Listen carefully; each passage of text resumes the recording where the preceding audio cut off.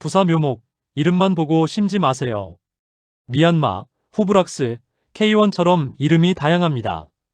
보라루키 사과농사 동행 멤버십 회원 여러분, 그리고 농민 여러분. 새로 사과원을 만들거나 기존 나무를 고접갱신할 때 가장 많이 고민하는 것이 있습니다. 부사는 어떤 계통을 심어야 합니까? 묘목시장에 가보면 미얀마와 미시마, 미야마, 후브락스, K1처럼 이름이 다양합니다. 판매하는 곳마다 색이 잘 난다거나 과형이 좋고 당도가 높다고 설명합니다. 하지만 묘목 이름만 믿고 전 면적을 심었다가 몇 년 뒤 기대와 달라 후회하는 농가도 있습니다. 오늘은 국내 현장에서 거래되는 주요 부사 계통을 살펴보고 어떤 기준으로 선택해야 하는지 쉽게 정리해 보겠습니다. 부사와 후지는 같은 품종입니다. 먼저 용어부터 정확하게 알아야 합니다. 우리나라에서 부사라고 부르는 사과는 일본에서 육성된 후지와 같은 품종입니다. 후지를 한자로 적은 부사를 우리식으로 읽으면서 국내에서는 부사라는 이름이 널리 사용되어 왔습니다. 미시마와 후브락스 같은 계통은 완전히 다른 사과라기보다 후지나무에서 색이나 과형이 달라진 가지를 선발해 늘린 경우가 많습니다. 이런 것을 농가에서는 착색계 후지 또는 후지 계통이라고 부릅니다. 기본적인 숫기와 식미는 후지에 가깝지만 붉은색이 올라오는 방식과 줄무늬, 과형과 나무 세력에서 차이가 나타날 수 있습니다. 다만 국내에서 쓰이는 일부 이름은 공식 품종명보다 산지명이나 유통명이 강한 경우도 있습니다. 따라서 이름만 같다고 묘목의 유전적 특성과 결실 상태까지 모두 같다고 단정해서는 안 됩니다. 왜 착색계 부사를 찾을까요? 농가들이 새로운 부사 계통을 찾는 가장 큰 이유는 착색 노동력입니다. 부사는 맛과 저장성은 좋지만 수확기가 늦어지면 일조량이 줄고 지역에 따라 착색이 불리해질 수 있습니다. 특히 따뜻한 지역이나 수관이 복잡한 과원에서는 과실 안쪽까지 햇빛이 들어가기 어렵습니다. 색을 내기 위해 잎을 따고 과실을 돌리며 반사 필름을 설치하는 작업도 필요합니다. 하지만 농촌 인력은 부족하고 인건비 부담은 계속 커지고 있습니다. 농가에서는 후지의 맛과 저장성은 유지하면서 착색 작업을 조금이라도 줄일 수 있는 계통을 찾게 됩니다. 다만 착색계 후지라고 해서 관리가 필요 없는 것은 아닙니다. 공식 기술 자료에서도 착색 정도는 기상과 재배 지역에 따라 달라지며 과실 내부 품질은 착색계 후지 사이에서 큰 차이가 없다고 설명합니다. 미얀마, 익숙하지만 이름만 믿으면 안 됩니다. 먼저 미얀마입니다. 미얀마는 국내 사과 산지와 도매시장에서 실제로 사용되는 부사 계통 명칭입니다. 올해 재배한 농가가 있고 공판장에서도 별도 품종명으로 기록되는 만큼 현장에서는 비교적 익숙한 이름입니다. 기존 거래처가 미얀마를 알고 있고 같은 지역에서 안정적으로 결실하는 과원이 확인된다면 선택할 수 있습니다. 그러나 미얀마라는 이름만 같다고 모든 묘목의 착색과 과형이 똑같은 것은 아닙니다. 공공기술자료에서 미얀마의 표준 특성과 장기 성적이 충분히 정리되어 있지 않기 때문입니다. 특히 미얀마와 미야마는 한 글자 차이로 혼동하기 쉽지만 국내 현장에서는 두 이름이 모두 사용되고 있습니다. 묘목 주문서와 품종 보증서에는 정확한 명칭을 적고 접수를 채취한 모수원의 결실 상태까지 확인해야 합니다. 후브락스, 착색 특성은 비교적 분명합니다. 다음은 후브락스입니다. 후브락스는 이탈리아의 후지 과원에서 발견된 자연 돌연변이 계통으로 알려져 있습니다. 외국 품종 심사 자료에서는 붉은 착색 면적이 넓고 선명한 줄무늬가 나타나는 특성이 확인됐습니다. 그늘진 수관 안쪽에서도 일반 후지보다 착색 면적이 넓게 나타나는 것이 주요 특징입니다. 따라서 외관과 줄무늬를 중요하게 보는 농가라면 시험해 볼 가치가 있습니다. 하지만 외국의 품종 특성이 국내 모든 지역에서 그대로 나타난다고 단정해서는 안 됩니다. 기온과 일조량, 착과량과 나무 세력이 달라지면 색과 과형도 달라질 수 있습니다. 후브락스는 거색이 일찍 보일 수 있지만 후지 계통의 기본 숫기가 완전히 빨라지는 것은 아닙니다. 거색만 보고 수확하지 말고 전분 소실과 당도, 산도와 경도를 함께 확인해야 합니다. 국내 현장 사례에서는 질소가 많은 조건에서 나무 세력이 지나치게 강해지고 착과가 불량했던 경우도 보고됐습니다. 후브락스를 심었다고 질소와 세력 관리를 소홀히 해서는 안 됩니다. K1, 관심은 높지만 먼저 시험해야 합니다. K1은 최근 신규 식재를 검토하는 농가에서 자주 거론되는 계통입니다. 공판장에서도 K1이라는 별도 품종명으로 거래되고 있으며 일부 농가에서는 외관과 덱과 생산을 장점으로 이야기합니다. 하지만 현재 공개된 전국 단위 자료를 보면 K1의 취급량은 주요 부사 계통보다 아직 많지 않습니다.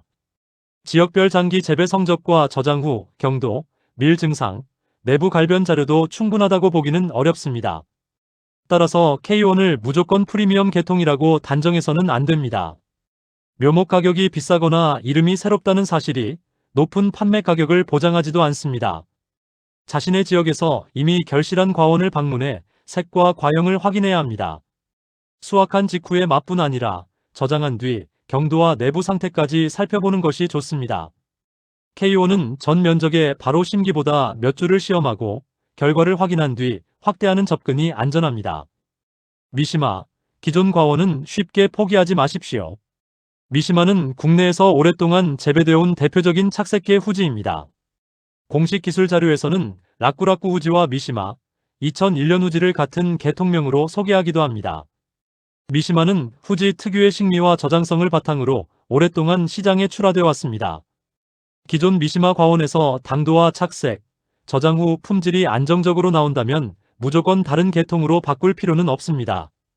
특히 미시마를 꾸준히 구매하는 거래처가 있거나 저장 후 안정적으로 판매하는 농가는 기존 과원이 더 큰 자산일 수 있습니다. 다만 미시마는 줄무늬 발현이 중간 정도로 분류되며 따뜻한 지역이나 햇빛이 부족한 과원에서는 착색 작업이 많이 필요할 수 있습니다. 신규 식재를 계획한다면 기존 미시마만 보지 말고 후브락스와 K1 등 다른 계통을 같은 과원에서 비교해 보는 것이 좋습니다. 미야마, 미야비, 로얄 후지도 나쁜 계통은 아닙니다. 미야마와 미야비, 로얄 후지, 기쿠 계통과 챔피온도 국내 여러 지역에서 재배되고 있습니다.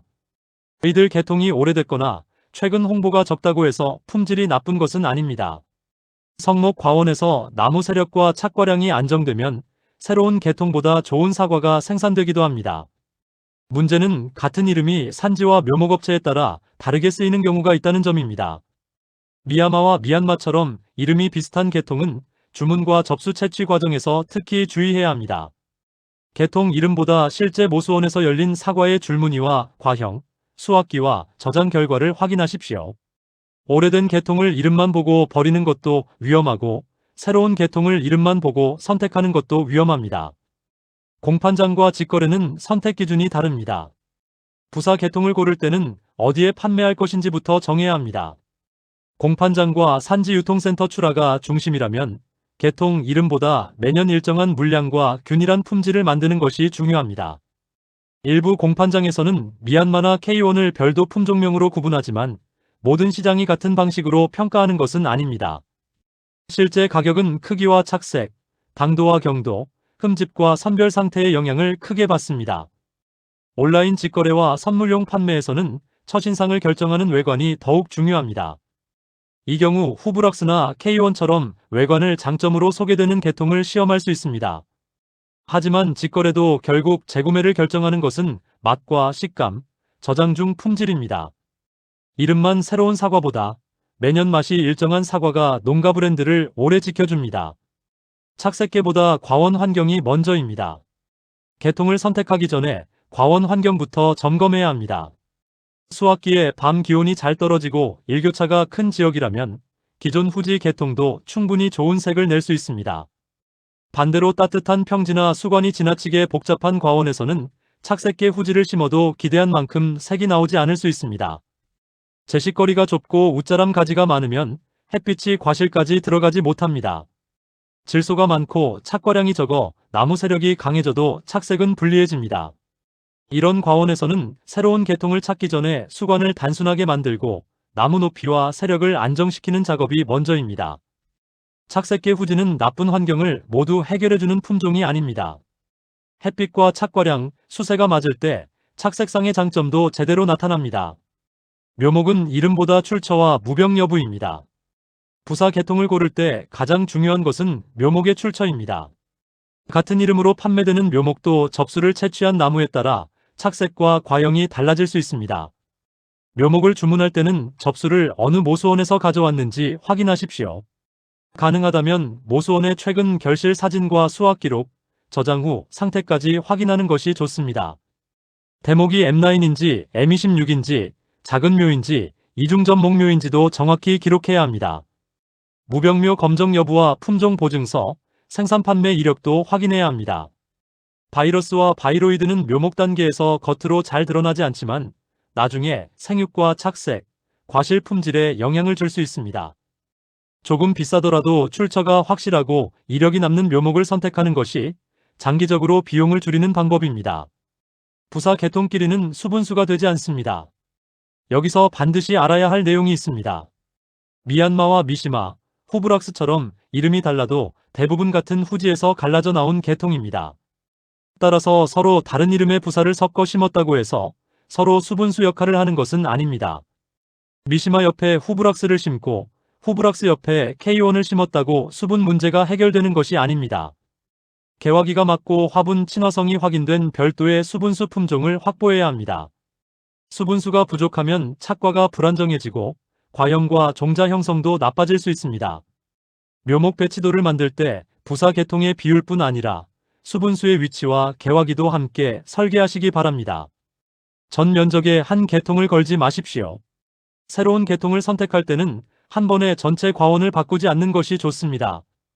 현재 지역에서 안정적으로 재배되는 계통을 기준으로 두고 새로운 계통을 몇 줄씩 심어 비교하십시오. 같은 과원에서 착색 시작일과 수확기, 당도와 경도, 과형과 낙과율을 기록해야 합니다. 저장 출하를 한다면 저장 한 달 뒤와 석 달 뒤의 경도, 밀 증상과 내부 갈변도 확인해야 합니다. 최소한 두세 번의 결실을 봐야 그 계통이 내 지역에 맞는지 판단할 수 있습니다. 첫 해에 색이 좋았다고 바로 결론을 내리면 안 됩니다.